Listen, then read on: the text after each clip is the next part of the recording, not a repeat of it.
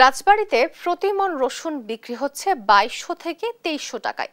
কাঙ্ক্ষিত দাম না পাওয়ায় হতাশ কৃষক। এ বিষয়ে বিস্তারিত জানাতে যুক্ত হচ্ছেন সহকর্মী শফিকুল ইসলাম শামীম।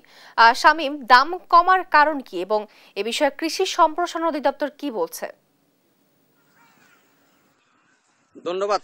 তবে আপনি যেমনটি জানাচ্ছেন যে রাজবাড়ী জেলায় পেঁয়াজের পরে এখন কৃষক রসুন উঠাতে শুরু করেছে, আর কয়েকদিন পরে আবার কিন্তু হালি পেঁয়াজও উঠাতে শুরু করবে।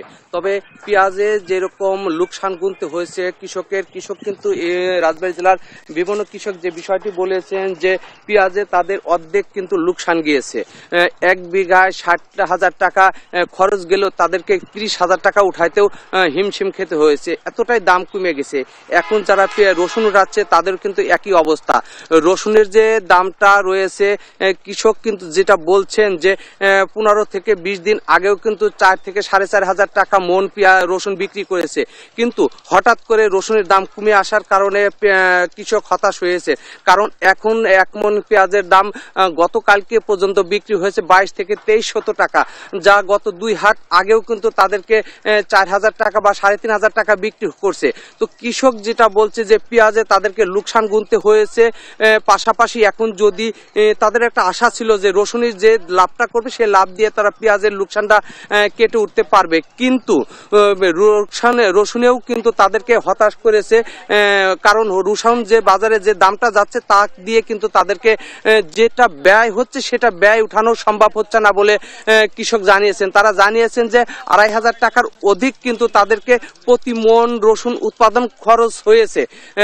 সেক্ষেত্রে কিন্তু 2200 টাকা বা 2300 টাকা যদি বিক্রি করে তাদেরকে কিন্তু লোকসান গুনতে হবে। তারা জানিয়েছেন যে প্রতিটি বছরই যদি যখন কৃষক আমদানি করে তখন যদি এই পণ্যগুলি যদি দাম কমে যায় তাদেরকে নানা প্রকার যে তাদেরকে লোকসান গুনতে হয়, পরবর্তী যে তারা কিন্তু আগ্রহ হারিয়ে ফেলাবে বলে তারা জানিয়েছেন। আমি অনেক কৃষকের সাথে কথা বলেছি, তারা জানিয়েছেন যে পেঁয়াজ বা রসুনের যে দামটা তারা পরপর দুইটি দামই কিন্তু তাদের লোকসান গুনতে হয়েছে। এই লোকসানের কারণে তাদেরকে কিন্তু পরবর্তীতে চাষটা করবে সে চাষের কিন্তু তারা আগ্রহ হারিয়ে ফেলেছেন।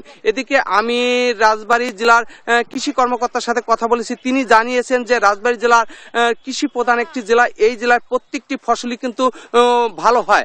তো পেঁয়াজেও কিন্তু কৃষক লোকসান গুনেছে এবং রসুনে কিন্তু তারা লোকসান গুনেছে। লোকসান হলে পরে কিন্তু তাদেরকে পরবর্তীতে যে তারা আগ্রহ হারিয়ে ফেলবে এই কথাটিও কিন্তু তারা কৃষি কর্মকর্তা কিন্তু জিনিসটি বলেছেন।